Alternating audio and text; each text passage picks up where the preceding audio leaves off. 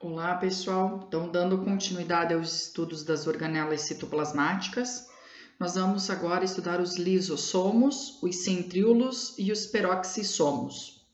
Os lisossomos, eles são organelas presentes tanto em células animais quanto em vegetais. No entanto, nas células vegetais, os autores consideram que somente as gimnospermas e angiospermas apresentam lisossomos. As briófitas e pteridófitas não apresentam essa organela, ok? Então, os lisossomos são organelas membranosas, apresentando uma bicamada de fosfolipídio em sua membrana, com proteínas, intrínsecas e extrínsecas, e internamente ao lisossomo nós vamos ter um suco de enzimas hidrolíticas. Então, são enzimas ácidas hidrolíticas que terá por função fazer a digestão intracelular. Vamos relembrar aqui, professora, esse processo aqui nós já conhecemos, é a secreção celular, isso mesmo. Então, aqui está o retículo, o complexo de Golgi, a secreção, mas por que eu coloquei novamente essa figura?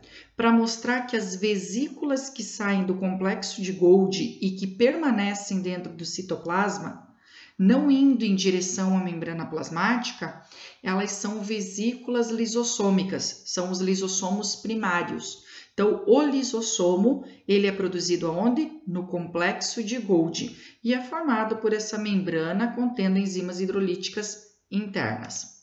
A função do lisossomo é a digestão intracelular. Então, é ele que vai ser responsável por digerir estruturas para fornecer energia ou até mesmo a limpeza celular.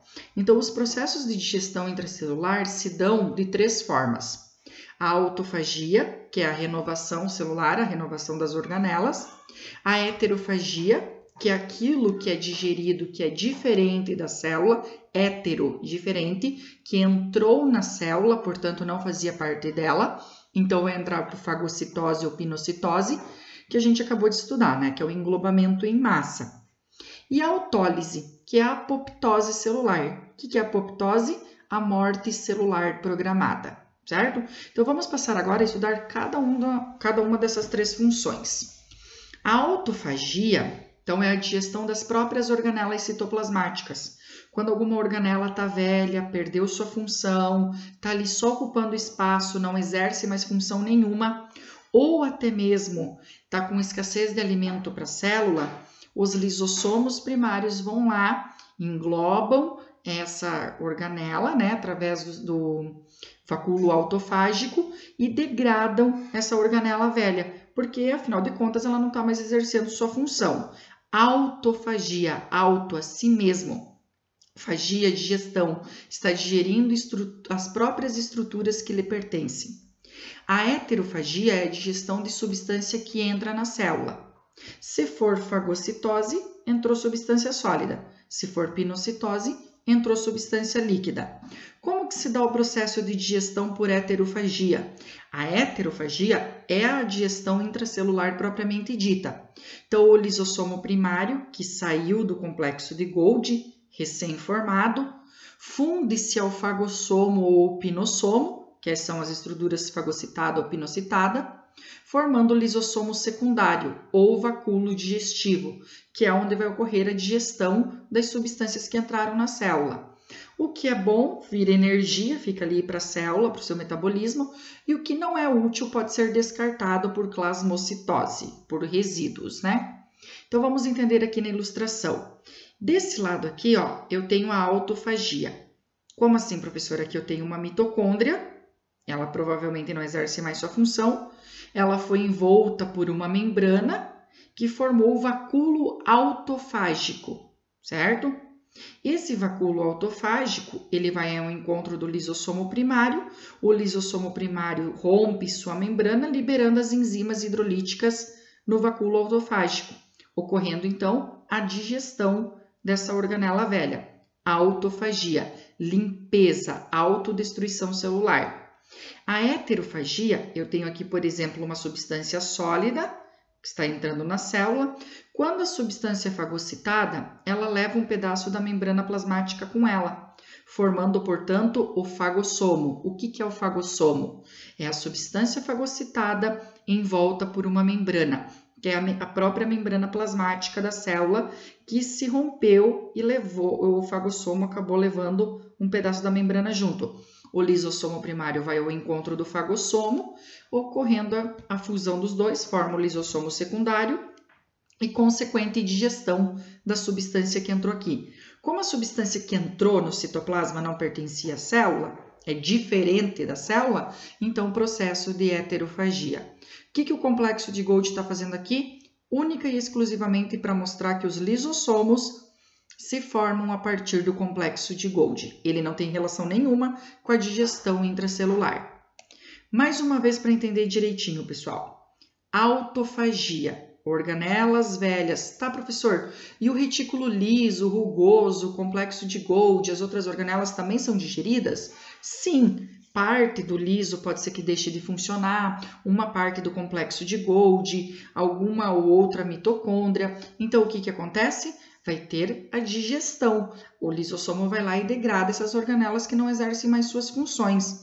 Então, a autofagia, né, o lisossomo primário funde seu vacúolo autofágico, formando o lisossomo secundário, que é as enzimas hidrolíticas do lisossomo, degradando a mitocôndria, certo? Já a heterofagia é quando substância pinocitada ou fagocitada entra na célula, ó. O pinossomo, então o líquido, a substância pinocitada, levou parte da membrana com ela, formando o pinossomo, e a substância fagocitada, que é uma substância sólida, né? Então, fagocitose sólida, pinocitose líquida, conforme a gente já viu, leva um pedaço da membrana, formando o fagossomo, ok? E aí, nós vamos ter o encontro com o lisossomo secundário, ocorrendo o processo de digestão. E por fim, né, já vimos a autofagia, a heterofagia, a autólise, ou a morte celular programada, que é a apoptose. O que é a autólise? Algumas estruturas, partes do corpo dos seres vivos, elas já, quando surgem, elas já têm um tempo de vida predestinada. E elas têm que ser destruídas para o melhor funcionamento daquele órgão, daquele ser vivo. O que acontece? Para que não ocorra processos de degeneração sem necessidade, o lisossomo é programado em destruir essas estruturas. Um exemplo clássico em vestibular, todas as instituições, todas as provas de biologia, a regressão da cauda do girino. O girino é a larva dos anfíbios, né? Sapo, rã, perereca, e chega num certo momento da metamorfose que a cauda tem que desfazer para dar origem ao sapo, a rã, a perereca adulta. Então, os lisossomos do corpo do anfíbio vão em direção à cauda, eles se abrem todos simultaneamente e as enzimas hidrolíticas degradam essa cauda. Exemplo clássico em vestibular, a regressão da cauda dos anfíbios. Qual organela que é responsável por fazer isso? Lisossomo. Por qual processo? Autólise, certo? E as membranas interdigitais. Todos nós, até o segundo mês de gestação, segundo para o terceiro mês, os lisossomos degradam as membranas existentes entre os nossos dedos. Nossos dedos são todos grudados, e daí, para desfazer essa membrana, os lisossomos degradam ela, né? É a autólise das membranas. Eventualmente, uma ou outra pessoa pode acabar nascendo com os dedos unidos por falha do processo lisossômico. Os centríolos. Muita atenção para os centríolos, pessoal. Tá? Eu até nem gosto da divisão das organelas de acordo com o que o positivo traz, porque ele mistura a organela membranosa com não membranosa. O centríolo é uma organela não membranosa, não tem membrana revestindo, tá? E o centríolo é única e exclusivamente de quem? De célula animal, não tem centríolo em célula vegetal, certo? Muito importante essa informação, não pode esquecer. Do que é formado um centríolo? O centríolo é formado por microtúbulos. E do que é formado um microtúbulo? A gente acabou de ver na aula passada, certo? O microtúbulo é formado por proteínas chamadas tubulinas. Como que essas tubulinas se organizam em microtúbulos e dão origem ao centríolo? Então, o centríolo é 9 tríades de microtúbulo, ó, 9 trios, 1, 2, 3, 4, 5, 6, 7, 8, 9 tríades, porque eu tenho 3 conjuntinhos de microtúbulos. E ele se dispõe no formato de um cilindro, sendo oco na parte interna. Toda célula apresenta 2 centríolos, portanto um par, eles ficam próximos ao núcleo e um fica perpendicular ao outro, exatamente nessa posição como está aqui no slide, tá? E quais que são as funções dos centríolos? Formar os cílios e flagelos, que são estruturas de locomoção ou captura de alimento, na maioria dos seres vivos unicelulares, certo? E participam da divisão celular, formando as fibras do fuso, que são as fibras que vão se prender aos centríolos para daí dividir eles lá na anáfase, dividindo eles de forma igual para as células filhas, que se formarão do processo de divisão celular. Bom, vamos ver função a função de forma específica. Cílios e flagelos, como que se formam? Então, o centríolo propriamente dito, ele vai passar a se chamar corpo basal. Então, 9 tríades de microtúbulo, ó. Aqui embaixo eu tenho um centríolo, ele é oco e as 9 tríades. As proteínas que formam o corpo basal começam a passar para fora da célula, empurrando a membrana plasmática. Quando ela passa para a parte externa, sendo revestida pela membrana, porque ela vai levando a membrana com ela passa a se chamar haste. Então, tanto o cílio quanto o flagelo é formado por um corpo basal e por uma haste. O corpo basal é o centríolo propriamente dito, e a haste modifica-se um pouquinho. Ela é chamada de axonema, 9 mais 2. Por quê?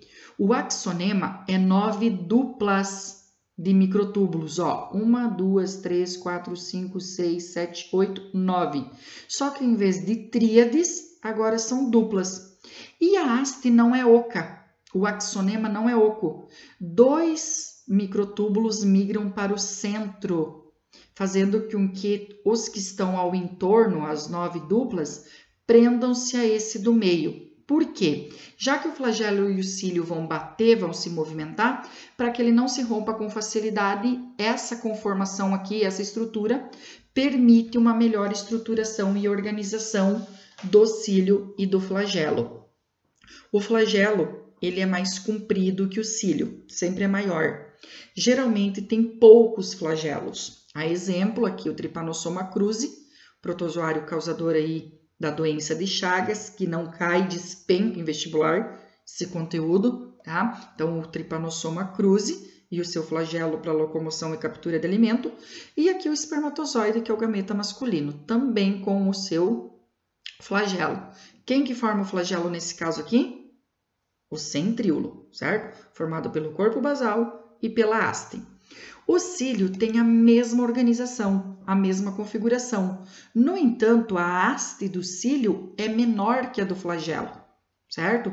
Então, os cílios geralmente são mais curtinhos e bem mais numerosos. Sempre existe muito mais cílios em comparação do que flagelo. Aqui eu também tenho um protozoário, que é o Paramecium, né? Então, essas estruturas aqui em volta são os cílios, também utilizado para o processo aí de locomoção ou de captura de alimento.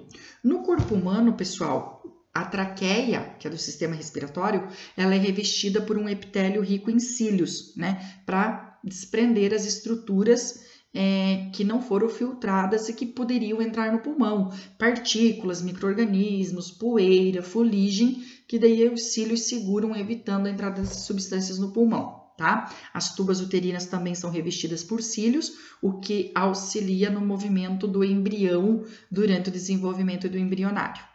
E aí, a outra função dos centríolos é a participação na divisão celular. Como? Formando as fibras do fuso. Então, aqui vai ficar os cromossomos no meio, né? Aqui eu tirei eles, mas aqui, ó, estão em azulzinho.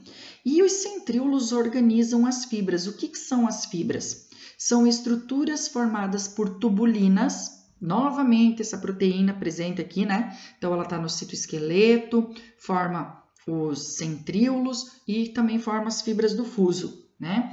E elas vão se organizar de forma linear, saindo do centríolo e se prendendo ao centrômero, que é aquela região do cromossomo que mantém as cromátides unidas. Então, todos os cromossomos vão estar unidos pelos dois lados da célula. De um lado por um centríolo e do outro pelo outro. Mas peraí, professor, não tinha apenas um par? Antes da divisão celular, quando a célula se prepara lá na intérfase da mitose ou meiose, os centríolos se duplicam, migrando para os polos opostos. Lembram de divisão celular da primeira série? E aí formam as fibras do fuso. Por encurtamento das fibras do fuso, que as moléculas de tubulinas vão se desfazendo, o centríolo se rompe, o cromossomo, se rompe ao meio, indo metade para um lado e metade para o outro, ok? E por fim, os peroxissomos. O que são os peroxissomos? Os peroxissomos são organelas, certo? Que nos vegetais denominam-se glioxissomos. Nas células animais, peroxissomos, nas vegetais, glioxissomos. O que é os peroxissomos? É muito parecido com o lisossomo, por isso tem que cuidar para não se confundir. É uma vesícula circular contendo dentro enzimas hidrolíticas, chamadas de enzimas peroxidase ou catalase. Qual que é a função da peroxidase e catalase? Degradar moléculas de peróxido de hidrogênio, que é conhecida como água oxigenada. Todo mundo sabe que a molécula de água é o H2O, né? Uma única molécula de oxigênio, mas o metabolismo celular, principalmente de substâncias tóxicas, como álcool, drogas, medicamentos, pode fazer com que haja formação de água oxigenada. Então, o metabolismo de proteínas, lipídio, álcool, faz com que forme água oxigenada. E a água oxigenada, em excesso, acidifica o citoplasma celular, podendo levar à morte da célula. Para que isso não ocorra, os peroxissomos acabam através da peroxidase, que é a catalase, o nome da enzima, quebrando a água oxigenada, deixando ela apenas em formato de água, 2 moléculas de água e 2 de oxigênio. Esse oxigênio é eventualmente utilizado no processo de respiração celular. Então, os peroxissomos contêm a catalase, peroxidase, e sua função é desintoxicação celular, certo? Fazendo aí a quebra, a degradação da água oxigenada que pode acidificar a célula.